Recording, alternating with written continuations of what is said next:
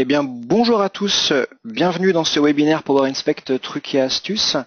Je suis Romain Carrier, je travaille comme spécialiste produit au sein du groupe DMG Autodesk, tout ce qui concerne la partie digital manufacturing. Je m'occupe principalement de la partie métrologie et aujourd'hui, nous allons regarder principalement des trucs et astuces, des conseils d'utilisation que je peux vous donner sur Power Inspect. On va s'intéresser aussi bien aux parties qui concernent plutôt la partie mesure sur machine-outil et sur Tridim que sur de la partie mesure manuelle et laser scanning. Nous allons pouvoir du coup traiter différents sujets au fur et à mesure de cet agenda que vous avez sous les yeux. N'hésitez pas à me poser des questions au fur et à mesure via le chat et nous aurons également en fin de session quelques minutes pour nous intéresser à d'autres questions qui seraient peut-être pas forcément directement liées à ce qu'on a vu dans ce truc à astuce. Le truc à astuce ne s'adresse pas forcément à des gens qui n'ont jamais utilisé Power Inspect. Le but est vraiment de vous permettre de gagner en efficacité, de regarder quelques options un peu plus cachées, des petites astuces que je puisse vous donner, quoi. La première chose qu'on va regarder, c'est la partie personnalisation de l'interface. Tous ceux qui ont pu utiliser la version 2018 de Power Inspect ont pu remarquer qu'on a changé l'interface. On a maintenant un magnifique ruban. L'autre intérêt de cette interface qui est plus moderne, c'est la partie personnalisation qui est bien plus poussée, qui permet de pouvoir gérer ce qu'on appelle la barre d'accès rapide qui sera sur le haut de l'écran et également de vous créer vos propres onglets. Le but, c'est vraiment de pouvoir permettre d'adapter Power Inspect à votre besoin dans les différents clients qu'on peut avoir à traiter. Vraiment, certaines personnes vont plus s'orienter sur de la géométrie, d'autres sur de la forme, d'autres sur du nuage de points, du palpage de points de bord, de choses comme ça. Et ça permet d'avoir vraiment l'interface qui convient à votre utilisation que vous en avez, parce qu'on sait que des fois, il y a des sociétés où il y a un ou deux utilisateurs vraiment experts et après qui vont redéployer la solution en interne et ça vous permet de finalement faciliter le travail de vos collègues en disant je vais juste mettre les icônes dont tu as besoin et pour du coup démarrer plus rapidement dans Power Inspect, quoi. Je vais directement passer sur mon Power Inspect. Hop là. Là, moi, j'ai déjà personnalisé un petit peu mon Power Inspect. Normalement, vous, dans la barre d'accès que vous avez sur un démarrage dans Power Inspect, vous avez moins d'options que ce que je vais avoir ici. Moi, je vois que j'ai souvent besoin de faire des cotations, donc je me suis mis ici un raccourci vers mes cotations. Comme ça, eh bien, peu importe dans quel onglet je vais être, j'aurai directement accès à mes options de cotation. Même principe pour rapidement mettre des vues dans mon rapport de contrôle, pour mettre en pause ma mesure si je ne veux pas que Power Inspect la démarre tout seul, ou directement démarrer ma mesure sur un élément ou sur toute ma gamme. Ici, vous voyez mes différents onglets. De la même manière, normalement, sur une install de Power Inspect, on s'arrête à vue. Moi, ici, je me suis rajouté un onglet personnalisé que j'ai appelé Inspection, où j'ai pioché quelques options qui étaient dans Accueil, dans Géométrie, ou dans Forme, ou dans la partie Rapport. Comme ça, dans ce ruban-là, par rapport à l'utilisation que je vais avoir, je sais que je vais retrouver 90% de mes icônes, ce qui va m'éviter d'avoir à passer trop souvent d'un onglet à l'autre. Pour faire ceci, tout ce que j'ai à faire, c'est à venir ici dans les petites flèches à côté de ma barre d'accès rapide et j'ai accès soit au positionnement de ma barre, la mettre en haut ou en bas, personnellement, je la préfère au-dessus, et également avoir plus de commandes. Et là, je peux soit rajouter des commandes supplémentaires dans ma barre d'accès rapide, soit rajouter des éléments dans mon ruban avec la possibilité de me créer un nouvel onglet et de rajouter des éléments dans cet onglet. Moi, je vais le faire sur la barre d'accès rapide. Je vais considérer que je voudrais par exemple bien facilement afficher, masquer mes étiquettes. J'ai envie que cette nouvelle option soit après cotation interactive et je sais qu'elle se situe dans la partie vue, étiquette et je veux directement rajouter cette partie qui est ici. Ajouter. J'aimerais bien également pouvoir faire directement des sélections sur mon 3D pour créer des éléments géométriques. Donc je vais rajouter mon sélecteur de géométrie. Et par exemple, je vais considérer que j'aimerais bien pouvoir facilement changer mon mode d'ombrage ici. Et puis si je veux pas qu'il soit ici, mais plutôt à la fin de ma barre, j'ai juste à le déplacer avec les flèches ici. Je valide. et du coup mon menu se remet à jour ici. Et vous voyez que j'ai directement mes options pour afficher mes étiquettes, pour passer en mode sélection de géométrie, que ce soit des icônes ou directement, comme ce que j'ai fait ici, un menu déroulant. Étant donné que j'ai sélectionné le menu complet des étiquettes, je peux soit passer en mode affichage, masquer mes étiquettes, soit dire bah moi je veux être dans un mode d'étiquette interactif, ou alors venir comme ceci en mode ombré, transparent, et comme ça, si je rentre en mode géométrie, j'aurai moins d'éléments à l'écran. Hop, et j'affiche directement mes étiquettes, je les masque directement plutôt que d'avoir à chaque fois à retourner dans ma partie vue.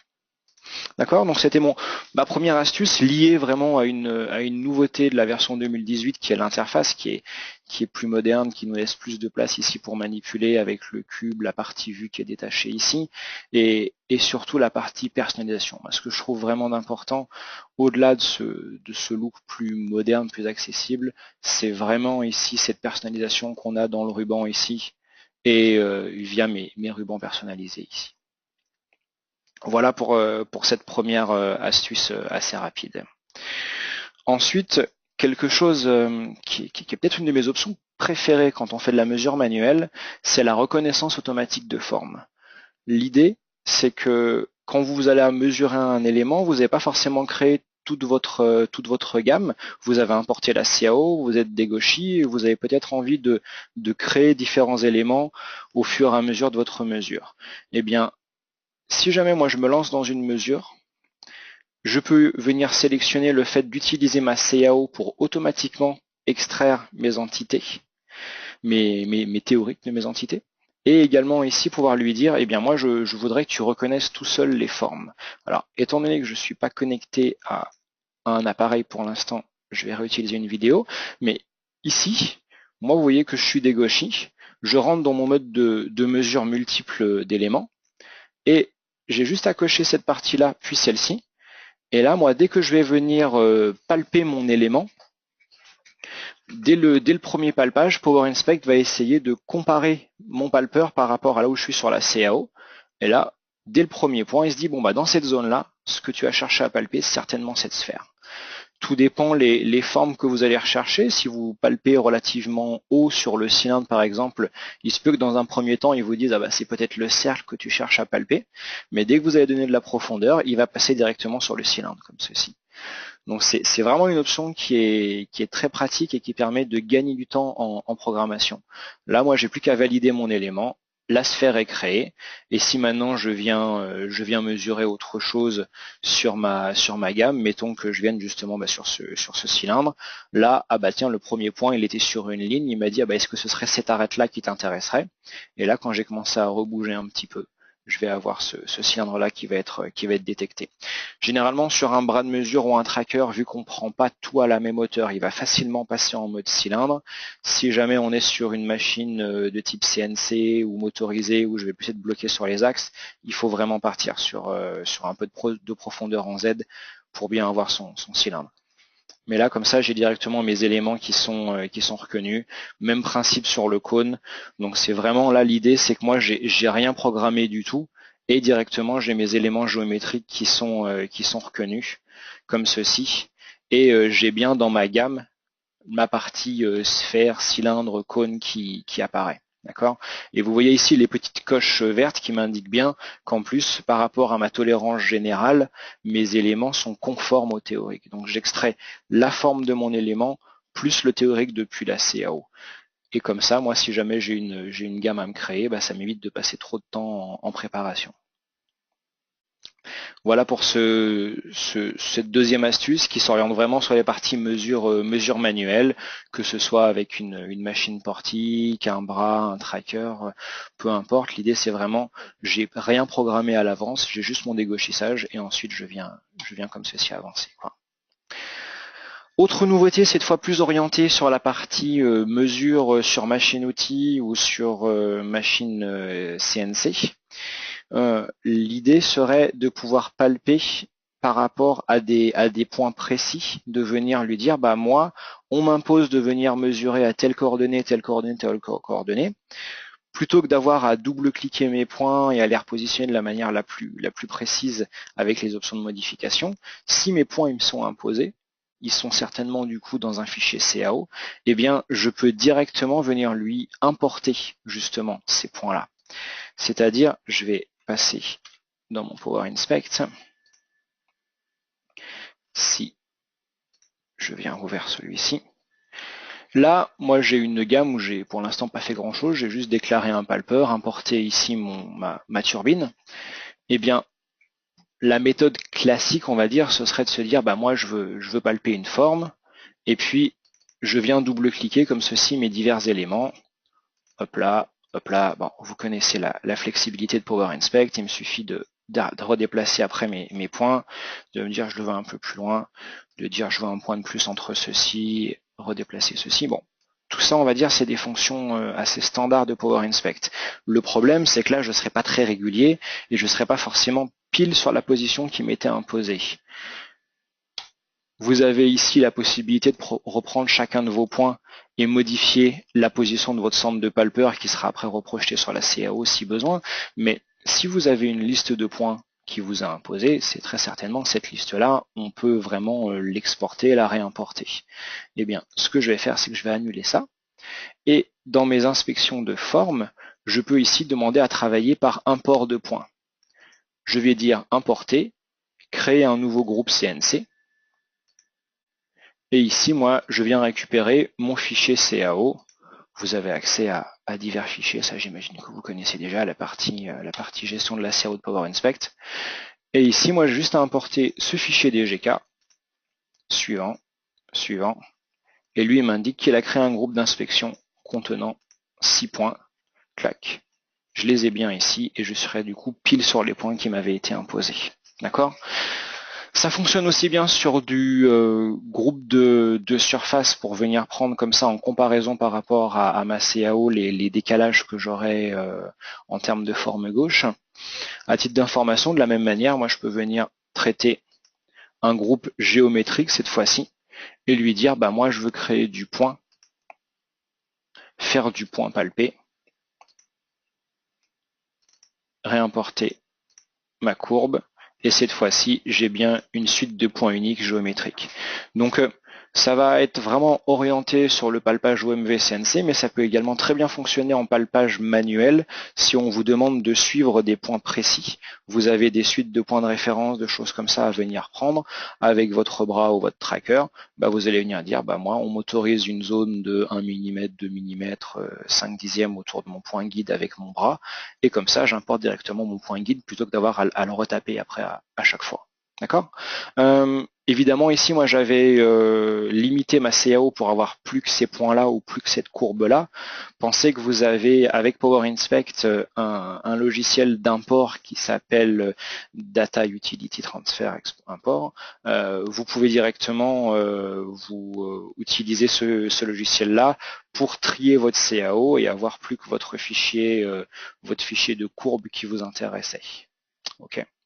Donc, voilà comment rapidement récupérer mes points. Je vais supprimer ceci, et voilà. Ensuite, une autre astuce qui est liée un petit peu à ce qu'on vient de faire. Là, moi, j'ai créé le palpage sur une de mes pales. Et peut-être que moi, je sais que je vais devoir répéter ce même palpage sur X éléments. Ou de la même manière, si jamais j'ai une pièce avec différentes poches ou différentes zones identiques, j'ai peut-être envie de pouvoir facilement redupliquer tous mes éléments. Eh bien, c'est pas une option qui est directement accessible dans Power Inspect à l'heure actuelle, le fait de faire des copies multiples. Néanmoins, vu que c'est qu'une suite d'opérations faisables dans Power Inspect, on dispose de ce qu'on appelle des add-ins dans Power Inspect. Ce sont des choses qui ne sont pas forcément installées au démarrage de Power Inspect. Il faut que vous tourniez vers votre support pour demander la livraison de ces éléments-là. Ils sont gratuits. Il y a juste la limitation d'utiliser des versions premium ou ultimate pour avoir accès à cette partie automation. Et après, l'automation vous ouvre des champs incroyables, j'ai envie de dire, d'un point de vue utilisation de Power Inspect, en termes de gain de temps, de répéter des opérations. Ça ne va pas vous créer une nouvelle fonction dans Power Inspect, mais par contre, ça va vous rendre plus accessible des choses que vous ferez de manière manuelle. Et mettons que je reprenne du coup ma session Power Inspect. Ici, moi, je sais que j'ai fait ce palpage-là. Ici, moi, j'ai rajouté un add-in qui s'appelle Copy Items. Et je peux soit faire de la translation, dans mon cas, ce sera plutôt de la rotation, venir indiquer quels sont les éléments que je veux copier, indiquer le nombre de copies. Mettons, pour l'instant, je vais peut-être en vouloir 2, 3, peu importe. Lui dire que je veux faire une rotation, spécifier ici mon centre. Bon, moi, de toute façon, je vais travailler par rapport à mon 0 dans ce cas-là. Et lui indiquer, moi je sais ici que j'ai besoin de faire une rotation tous les 20 degrés. J'ai plus qu'à cliquer sur Go. Et là, directement, Power Inspect me crée tous mes éléments. Moi, j'ai un petit message qui m'avertit que la copie a été faite. Et comme ça, j'ai récupéré, tac, tac, tac, mes différents éléments. Hop, hop, comme ceci.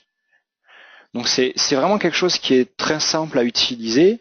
C'est, on va dire, le cycle court des développements chez nous. Certains développements peuvent prendre un petit peu plus de temps que d'autres, le temps qu'ils soient réellement intégrés au logiciel. Et bien là, ça me permet d'avoir quelque chose qui est livrable rapidement quand on a des demandes clients particulières. Donc n'hésitez pas quand vous avez des choses dans Power Inspect qui vous semblent pas forcément très confortables parce que ça demande beaucoup de clics ou beaucoup de récurrence, on va dire, je fais toujours ça, puis ça, puis ça, puis ça, à nous consulter. Il se peut qu'il y ait des add-ins qui existent déjà. Là, je vous en montre un. Vous voyez que moi, j'en ai quelques autres ici. C'est vraiment un moyen d'optimiser votre utilisation de Power Inspect. J'en profite pour vous montrer une petite option en plus de Power Inspect. Moi ici, j'avais pas spécialement spécifié de hauteur assez haute pour passer d'une pale à une autre. Pensez que quand vous êtes en mode OMV ou en mode CNC ici, moi j'ai fait mon parcours, j'ai pas spécifié de hauteur de sécurité comme on aurait fait un petit peu à l'ancienne, de lui dire je veux à chaque fois que tu remontes à ton plan Z100 ou quoi que ce soit.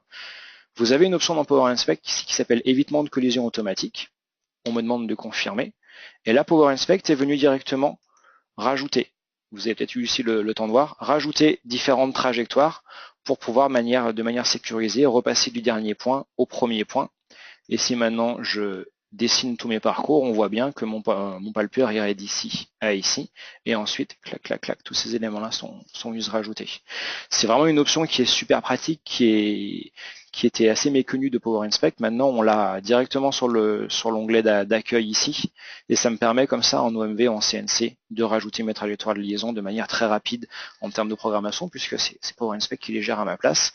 J'ai la possibilité de lui mettre un réglage de hauteur de sécurité pour pas qu'il évite ses collisions en restant trop près.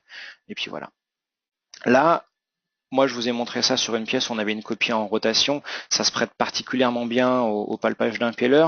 On aurait également le même genre de problématique sur une pièce. Là, moi j'ai des différentes poches, mais sur une pièce plus géométrique où on aurait comme ça nos différents éléments. J'ai défini un palpage ici et je sais que je vais devoir le répéter X fois tout le long de mon modèle. Eh bien, j'ai juste à venir chercher dans mes add-ins, je disais, mon outil de copie multiple. Je me mets en vue de dessus, je vois que lui il est à 0, lui il est à 80, donc c'est une rotation, c'est une translation comme ceci. Je lui dis, moi je veux juste que tu te décales une fois de 80, hop, go, hop, celui-ci a été créé. J'aurais pu lui en demander deux d'un coup, je vais lui redemander une deuxième fois comme ça, un deuxième go à 160, comme ça il me le fait. Et ce qui est très pratique, c'est qu'ici, je peux directement demander à rafraîchir ma liste et surtout à faire une copie multiple. Comme ça, je peux sélectionner mes trois éléments d'un coup et lui dire, cette fois-ci, ce sera 0 en X, mais 80, deux fois tant qu'à faire en Y. Je dis Go, et là, comme ça, tous mes éléments, vous voyez ma gamme qui se crée toute seule. Hop là, je crée tous mes éléments. Ah, mince. Au moins, on voit que c'est assez visuel. J'ai juste à revenir en arrière ici et lui dire c'était plutôt moins 80. Je le vois avec mon triade ici. Hop, je choisis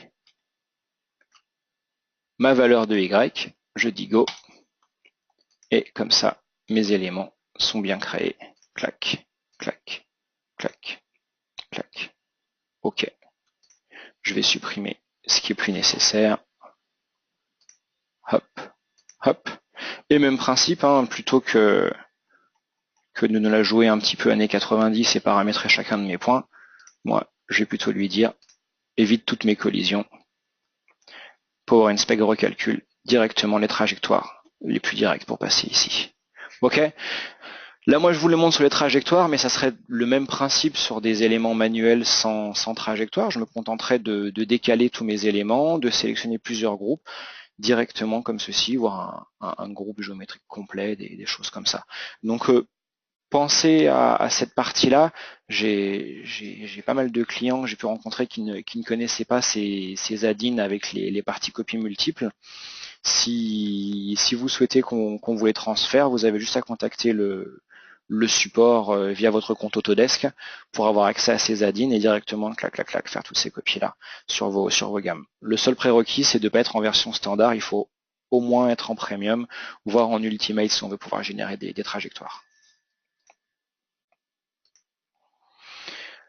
Ensuite, une autre option qui est super pratique, c'est la partie source de points. Source de points qui ici me permet de me dire j'ai fait un palpage pour créer un élément, j'ai besoin de réutiliser ce même élément pour faire autre chose. J'ai palpé le cercle de ce côté-ci et de ce côté-ci, puis finalement je voudrais avoir un cylindre. J'ai palpé tous ces éléments en tant que géométrie, mais finalement on me demandait de ressortir également la partie tolérance surfacique sur toutes ces zones-là. Eh bien, plutôt que d'avoir à repalper une deuxième fois et devoir me créer des doublons parce que j'ai dû palper une fois le plan en moindre carré, une fois en maximum, une fois cette zone-là en surface, une fois en tore, et de repalper 50 fois les mêmes éléments, vous allez dire, moi je veux que mon élément que j'ai palpé une fois, je vienne le réutiliser d'une autre manière. Je vais repasser sur mon modèle plat qui était déjà palpé. OK. Et là, mettons, moi j'ai cette forme ici qui a été prise en surface. Je voudrais pouvoir la resélectionner, mais cette fois-ci en mode géométrique. Tout ce qui me reste à faire, c'est me dire, c'est ce groupe d'inspection-là. Je vais sélectionner cette entité-là. Power Inspect extrait très bien mon tore. Il me dit que ce sera un tore palpé. Pas de problème. Si ce n'est que moi, je sais que je ne vais pas vouloir le repalper une deuxième fois. Je rentre dans mon élément et j'ai ici cette partie source de points. La source de points me donne accès à tout ce qui a déjà été palpé précédemment. Moi, je sais que c'était le groupe d'inspection 2 qui m'intéressait. J'ai juste à l'ajouter là.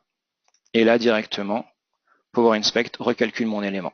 Vous avez cette petite flèche ici qui vous rappelle que vous avez un élément qui n'est pas palpé lui-même, mais qui réutilise des points déjà existants. Et j'ai bien mon tore qui est calculé avec son profil, son centre, diamètre principal et secondaire. Vraiment comme si c'était un élément palpé manuellement, classiquement, on va dire. Mais il va venir réutiliser des points déjà pris. Et même principe, mettons ici, moi je voulais, là j'ai fait la bascule surfacique vers géométrique, mais je peux très bien me dire, moi je veux me faire un nouveau groupe d'inspection de forme, des points de surface. Oups. Ici directement en forme et je vais me dire je vais faire des points à la volée mais je vais pas repalper, je vais réutiliser tous ces éléments qui sont ici. Hop, je viens sélectionner divers éléments, sélection multiple, bascule-les tous par ici, je dis OK et comme ça je me suis créé un nouveau groupe d'inspection où j'ai pu récupérer toute cette partie-là, ce qui me permettra peut-être de faire un best fit ou différentes choses vraiment orientées surface par exemple. Donc c'est vraiment une option qui est pratique pour éviter d'avoir à repalper plusieurs fois les mêmes points pour réutiliser ça de différentes manières. J'ai non, pas dans celui-ci.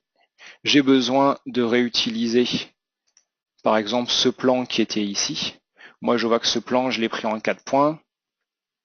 Hop, et je l'ai fait en moindre carré, eh bien, je peux très bien me dire, moi, je veux le reprendre une deuxième fois, mais sans avoir à le remesurer réellement. pour calculer qu'est-ce que ça me donnerait si je le mettrais en maximum matière. Des fois, on peut avoir des défauts sur nos pièces et on ne se rend pas bien compte. Est-ce que c'est un problème d'algorithme de calcul, de palpage, de quoi que ce soit? Bah, ça me permet facilement de reprendre exactement les mêmes points de palpage et de ressortir comme ça une nouvelle entité sans avoir à repalper. C'est toujours un peu rageant de repalper 50 fois les mêmes zones. Comme ça m'évite ça. D'accord? Donc voilà pour cette partie source de points que vous avez ici, qui est disponible pour toutes les versions Power Inspect à partir de Premium également. Premium et Ultimate. Autre chose, la partie utilisation des repères. J'ai pu rencontrer bon nombre de clients qui faisaient un petit peu l'amalgame entre les repères, les dégauchissages, quelle est la différence entre les deux. Le repère, il faut bien penser qu'il est là pour exprimer un résultat, donner une référence, pour donner une position d'un cercle, d'une intersection, de différentes choses, et non pas pour localiser la pièce comme le ferait un dégauchissage. Et pensez que vous pouvez en faire autant que vous le souhaitez. Et c'est vraiment ça la flexibilité de Power Inspect, c'est que pouvoir vous dire, bah moi, j'ai récupéré ma pièce qui est dans son repère CAO, mais ça me convient pas pour ressortir une suite de codes parce que je sais que tout doit être coté par rapport à tel alésage, telle position, quoi que ce soit. Et si jamais moi je sors tout par rapport à mon plan CAO, ça va pas correspondre à mon document de référence, à mon PDF qui avait été créé. Pour faire ça, je vais recharger une nouvelle pièce. Je vais venir récupérer une pièce où il y aura pas mal de références. Non, on va pas refermer tout ça au cas où.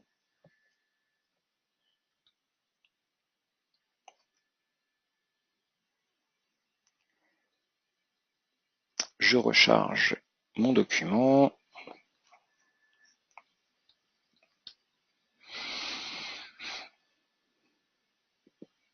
Ok. Donc là, moi, j'ai chargé une gamme vraiment purement géométrique. Hein. Là, moi, je l'ai fait en Premium ou en Ultimate, mais ça pourrait être le même principe sur une version standard. Pour l'instant, je ne vois pas d'autres repères que mon repère CAO qui a l'air d'être ici. Ok, donc je vois qu'il a l'air de pointer en dessous suivant le Y et il est centré par rapport à ça. Moi, je considère que je préférais certainement avoir mes éléments qui sont localisés par rapport à ce cercle-là. Parce que là, du coup, eh bien, si je regarde mes différents éléments, mon cylindre, je vois qu'il est positionné ici. Je vois que lui, même principe, il est positionné par rapport au dégauchissage, donc par rapport à la CAO, et il a telle position de base. Les codes sont pas forcément très lisibles, étant donné que le Y est certainement comme nous on imaginerait plus le Z. Eh bien, directement, soit dans mon groupe géométrique, soit en dehors de mon groupe, peu importe, je peux ici venir rajouter des repères. Depuis mon champ dégauchissage des repères, ici, je peux lui dire, bah moi je veux me faire un repère décalé. J'ai envie de positionner mon nouveau repère basé sur une forme plutôt que d'avoir à taper des coordonnées et lui dire, moi, je voudrais qu'il soit ici. Clac, clac, je valide. Et je dis que c'est le repère CAO que je veux repositionner. Comme ça, je sais que ce sera pile mon repère CAO, mais positionné ici. Une autre petite astuce avec la version 2018, vous voyez que quand je bouge mes fenêtres et que je les approche d'un bord, j'ai la possibilité de les accrocher. Moi, je vais dire que je la voudrais bien ici, par exemple. Je valide. Ça me permet, si maintenant j'ai besoin de réutiliser ce type-là de fenêtre, je vais dire, moi, je vais faire une juxtaposition. Hop là, elle va revenir ici. C'est tout bête, mais c'est très pratique. Ça m'évite à chaque fois d'avoir la fenêtre qui arrive au beau milieu de l'écran et qui me gêne par rapport à ma CA ou quoi que ce soit. On l'a tous fait, on fait des kilomètres à la souris à redéplacer nos fenêtres. Là, au moins, je sais que maintenant, toutes mes fenêtres vont venir s'ancrer dans ce coin-là et ressortir au même endroit à chaque fois. Une bonne petite nouveauté de la version 2018. Je vais lui dire que moi je veux réutiliser mon repère 1 et par contre que je voudrais faire coïncider l'axe Z+, par rapport à, mettons, encore une fois, l'axe de mon cercle qui est ici. Je vais l'appeler mon repère. Je valide. Je vais venir masquer lui et lui. Et comme ça, je me suis bien créé un nouveau repère qui était orienté est positionné au centre de mon cercle avec le Z qui va sur l'extérieur directement. Ça me sera un peu plus parlant pour créer mes nouveaux éléments maintenant. Si je viens me créer un nouveau groupe géométrique, vous voyez qu'il reste encore bien accroché dans le coin, impeccable. Et je lui dis, moi, je voudrais maintenant prendre ce cercle-là. Je valide. Ah, oui, ça sera mieux sans trajectoire pour l'instant. Ok, on valide. Je crée mon cercle et je peux lui demander maintenant, plutôt que de s'exprimer par rapport à mon repère CAO, de s'exprimer par rapport à mon repère 1. Et comme ça, je peux choisir élément par élément qui est-ce que je veux exprimer dans tel ou tel repère. Plutôt que de faire ça, ce qui est faisable également, c'est dès que je crée mon groupe, venir lui indiquer, moi je veux tout exprimer dans mon repère qui s'appelle mon repère. Je viens ici, je sélectionne un cercle, je le valide, et du coup, directement, lui, il se crée bien dans mon bon système de coordonnées. J'ai dû cliquer à côté tout à l'heure, mon repère, et voilà. À titre d'info, on peut également revenir sur les éléments qu'on a déjà créés et venir remettre à jour. Là, vous voyez que la position de base, c'est 158, 65, 20. Si jamais j'utilise mon repère, tout ceci se recalcule en direct, quoi. Donc ça m'évite d'avoir à recréer X fois mes éléments encore une fois. Ça m'évite d'avoir à les repalper. Là directement, je remets à jour celui-ci. Et même principe, je pourrais très bien revenir dans mon groupe, lui dire je veux tout exprimer par rapport à mon repère, et je remets à jour ce que j'avais déjà créé ici. OK. Et comme ça, je viens prendre mes éléments, clac, comme ceci. Hop. Maintenant, solution clouc, clouc, clouc, suivante. Réutiliser des théoriques pour des éléments qu'on aurait pu créer de base sans théorique. C'est-à-dire qu'on sait comment ça se passe, on va commencer à créer sa gamme, on va mesurer certainement avec la CAO, et puis à l'instant T, bah tiens, j'ai mesuré quelque chose, mais j'ai pas pensé à cliquer sur ma CAO tout de suite pour lui dire bah c'est ce cercle-là que je vais venir palper. Je suis passé en mode manuel, je n'ai rien indiqué de particulier. Ou alors, autre cas, je suis venu supprimer ma CAO pour en remettre une nouvelle, et puis je dois venir indiquer qu'il y a un changement dans mes théoriques. Si je repasse ici, je vais reprendre celui-ci, hop là, voilà. Là, moi, tous mes éléments, je les ai créés plutôt proprement en sélectionnant directement sur mon 3D et venir les mesurer derrière. Mettons que je m'intéresse à ce cercle-là, étant donné que j'avais bien spécifié mon théorique, j'ai bien quelque chose ici. Je vais venir lui dire, moi, je repasse tout ça à 0, et même, je désactive mes théoriques. OK. Du coup, je me retrouve avec un élément qui n'a plus de coche, comme était ceci par exemple, qui n'est plus comparé par rapport à un théorique. J'ai juste un élément que je viendrais de palper par exemple avec mon bras, sans spécifier quoi que ce soit de plus, quoi. Eh bien, ce que je peux venir faire, qui est une option qui existe depuis très longtemps dans Power Inspect, mais qui est assez méconnue par bon nombre de clients, c'est venir resélectionner après coup, lui dire, eh bien, moi, cet élément-là, je suis en mode filaire, je viens me mettre non pas dans une création de nouveaux éléments, mais dans une modification. Et comme ça, je viens ici, et lui, directement, Power Inspect me propose ici de sélectionner mon cercle 3 pour pouvoir renseigner mon théorique. Je valide. Hop. Et là, vous voyez que j'ai mon petit point d'exclamation qui m'indique que je suis hors tolérance. Bah, pas de suspense. Si je suis hors tolérance, c'est que j'ai bien spécifié des tolérances. Plutôt logique, je pense.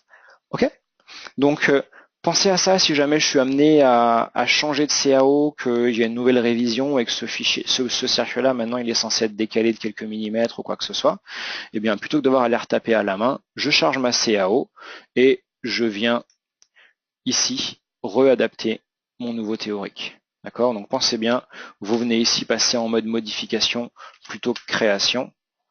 Et après, c'est le sélecteur de géométrie que vous avez l'habitude d'utiliser ici, de manière assez classique. Ok? Donc voilà pour ces réutilisations de fichiers CAO, de remettre des théoriques par rapport à la CAO. Ensuite, on va aborder la partie nuage de points. La partie nuage de points, les appareils de scan se sont vraiment perfectionnés ces dernières années et du coup, on se retrouve avec des débits de points qui sont vraiment impressionnants. Là où on avait, il y a 5-10 ans, peut-être que 100 000, 200 000 points, maintenant, on parle vraiment de millions de points facilement, même sur des pièces de petite taille, je veux dire. Donc, on pourrait facilement se retrouver sur une pièce avec plusieurs millions de points. Et là, on va vite se retrouver à avoir, si jamais on a mal réglé certaines options, le PC qui va calculer pendant pas mal de temps et se dire ah bah tiens c'est pas très stable ou c'est très long en termes de calcul ou quoi que ce soit. Eh bien, je vais vous donner quelques petites astuces comment bien vous dégauchir, comment éviter de surcharger pour rien le travail du PC et comment travailler de manière plus logique quelquefois quand on a des gros nuages de points. Quand je parle de gros nuages de points, encore une fois, si vous avez 1000, 100 000 points à traiter, allez pas vous embêter, ça va. Vous avez pas besoin d'être particulièrement efficace dans vos réglages pour faire quoi que ce soit. Là, l'idée, c'est vraiment de se dire, là, maintenant, je vais traiter, mettons, 5 millions de points. Je veux faire attention à ce que je vais venir sélectionner. Il y a différentes options à faire attention. Ça peut être des fois l'ombrage amélioré avec les petits reflets qu'on va avoir ici.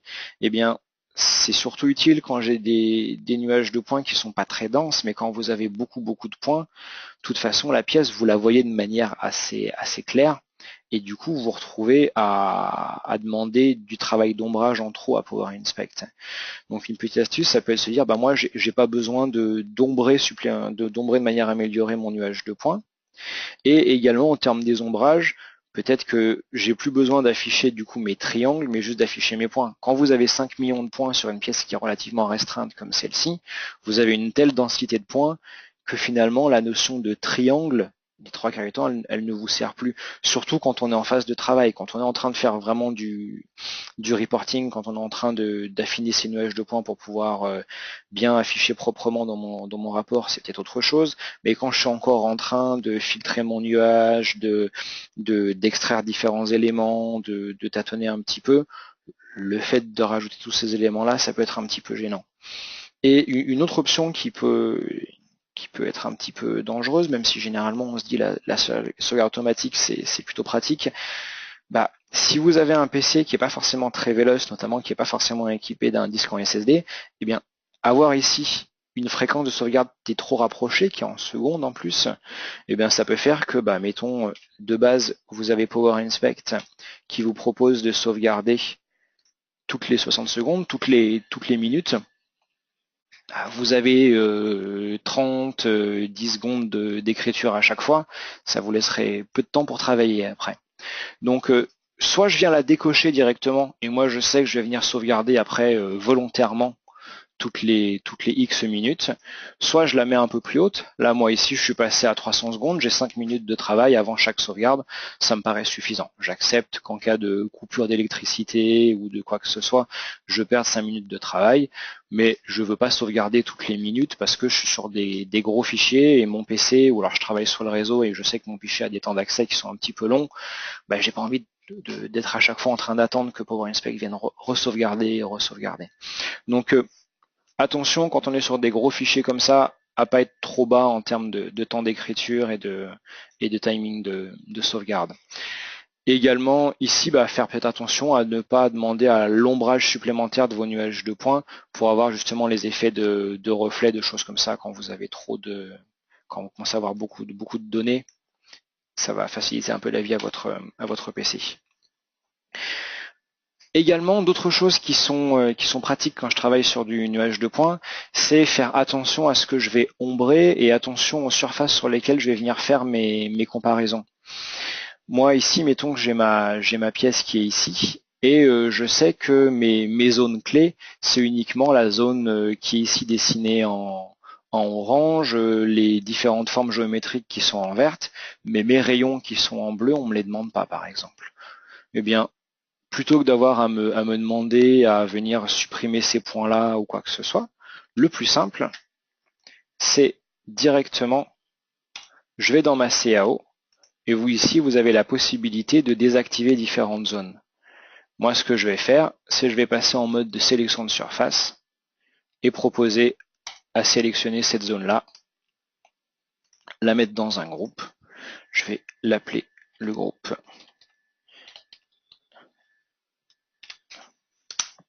ignorer. Et comme ça, je sais que j'ai cette surface-là que je peux venir masquer. Mais au-delà de la masquer, moi ce qui va m'intéresser, c'est cette coche-là. C'est dire je veux pas en prendre, je veux pas l'utiliser, pas la prendre en compte pour mes projections, pour mes base fit, pour toutes ces choses-là. Donc pensez bien ici à ce sélecteur de surface, venir prendre comme ça vos éléments. Je veux venir grouper mes surfaces. Là maintenant le groupe existe, j'ai plus qu'à le double-cliquer. Et comme ça, je viens intégrer différentes surfaces à ce groupe-là.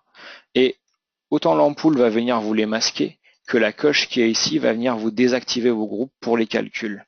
Donc ça me permettra d'avoir au niveau de l'affichage encore mon élément finalement qui sera affiché en entier, on va dire. Il sera affiché de cette manière-là, mais par contre d'un point de vue calcul, eh bien Power Inspect lui va quelque part le voir comme ceci. Et derrière, vous avez des options également qui permettraient de supprimer évidemment les zones qui vous gêneraient ou quoi que ce soit. Mais c'est vraiment plus simple quand déjà vous avez pu supprimer, on va dire, désactiver les zones qui ne vous sont pas utiles pour la partie palpage, quoi, pour la partie scan et prise en compte comme ceci, quoi. Une autre astuce que je voudrais vous donner, ça serait la partie gestion de vos nuages, de vos dégauchissages. Le premier dégauchissage qu'on a tendance à utiliser, c'est le dégauchissage sur nuage de points. Il est très simple à utiliser, rapide à calculer. On se dirait, bah, impeccable. Je vais ressortir de mon groupe. Dégauchissage à partir de nuage de points. La problématique, c'est que lui, il va travailler sur tout votre nuage de points directement. Et la problématique, attendez, je vais juste repartir sur un fichier avec des nuages de points.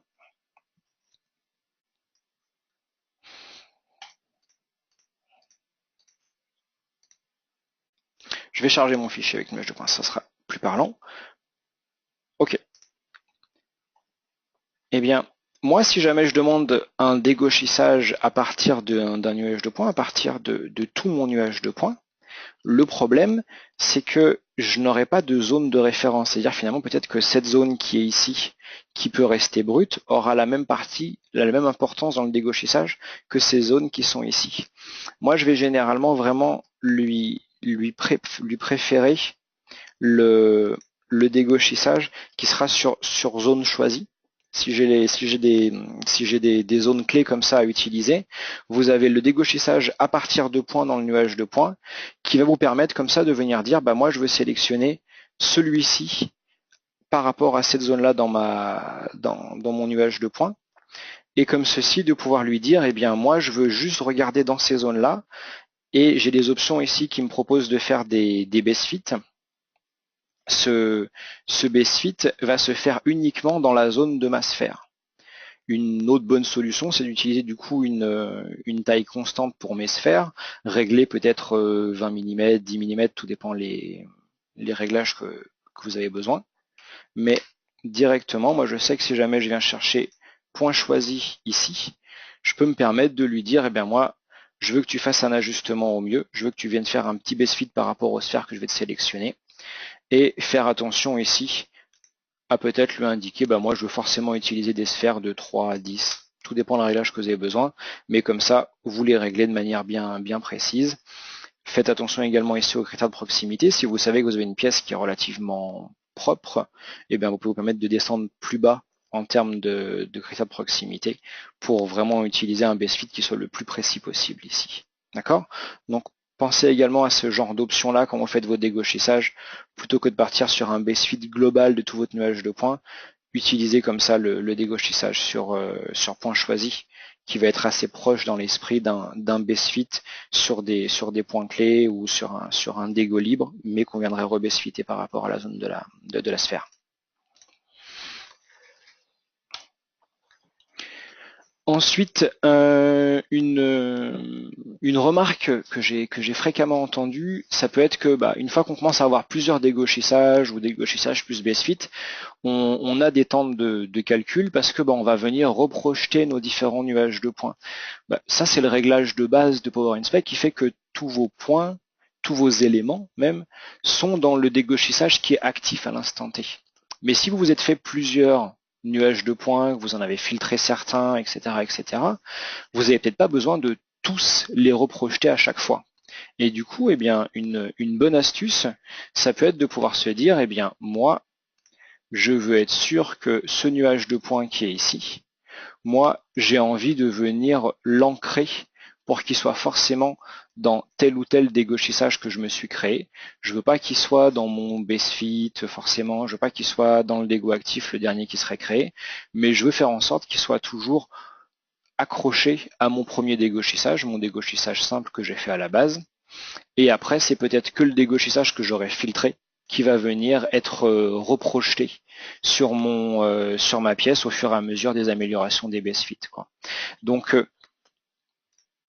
vraiment quelque chose à faire attention ici. Quand vous venez, des fois on travaille également sur des nuages de points qu'on a envie de sauvegarder, du coup on vient les dupliquer ou des choses comme ça, bah, pas la peine de reprojeter à chaque fois toutes mes duplications, quoi. D'accord? Donc faites attention à ça, bien valider que vous avez peut-être figé un nuage de points dans une coordonnée de données. Une dernière astuce sur les nuages de points, ça serait de veiller à faire attention, on va dire, à vos filtres. On a des scans maintenant qui sont extrêmement performants, mais est-ce que pour faire mes différents calculs, j'ai vraiment besoin d'avoir un point tous les centièmes? Bah, peut-être pas. Si j'ai un plan qui est relativement large, qui a pas de défaut de forme particulier, bah moi je peux très bien me dire bah un point tous les 8 dixièmes, tous les 2 dixièmes, ça serait suffisant, et en plus ce sera plus régulier quelque part. Eh bien, dans les options de filtre, vous avez ici la possibilité de venir lui dire bah moi j'ai envie de traiter uniquement un nuage de points qui aurait un point tous les 2 dixièmes. Ou alors si vous avez et de la forme gauche et de la géométrie, de pouvoir filtrer et par distance et par courbure. Ça c'est un réglage qui est également super pratique. Ça me permet de venir lui dire bah moi je veux que tu filtres mon nuage de points pour avoir un point tous les 2 dixièmes et demi, sauf si on arrive dans une zone où on aurait un point qui dépasserait de 1 degré ou d'un dixième de degré, comme le réglage que j'ai ici. Ce qui ferait que tant que vous avez un plan qui est bien plan, qui est bien planaire, je vais pas avoir de soucis sur mes points. Je vais avoir un point même peut-être tous les 5 mm si besoin. Et par contre, quand je vais arriver sur un défaut de forme ou sur une arête, sur un rayon, là je vais récupérer cette partie qui est ici. Si jamais je rentre ici, je vais lui dire bah moi mon nuage de points, je vais chercher mes options de filtre. Je veux filtrer par rapport à une distance, mettons, de 5 mm. Par contre, je veux que tu fasses attention, pas plus bas que 2 degrés et demi, et il me crée un nouveau nuage de points. Et là, comme ça, je vois PowerInspect qui est en train de lancer son calcul. Pensez que vous avez toujours ici le pourcentage de calcul qui s'affiche, et qui va me créer un nuage qui sera bien moins dense par endroit, mais qui surtout va garder de la densité juste là où j'en ai besoin finalement, quoi. Sur toute cette partie-là, si on est sur un plan qui est bien propre, je ne vais pas forcément avoir besoin de tous ces points-là. Je vais juste aller voir dans mes réglages, du coup, j'avais peut-être dû rajouter, hop là, option de taille, pour les nuages de points.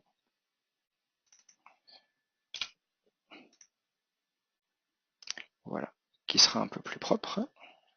Et je me retrouve directement avec un nuage qui est beaucoup moins dense, mais où on voit qu'on a gardé de la densité par contre sur toutes les parties ici en rayon. D'accord?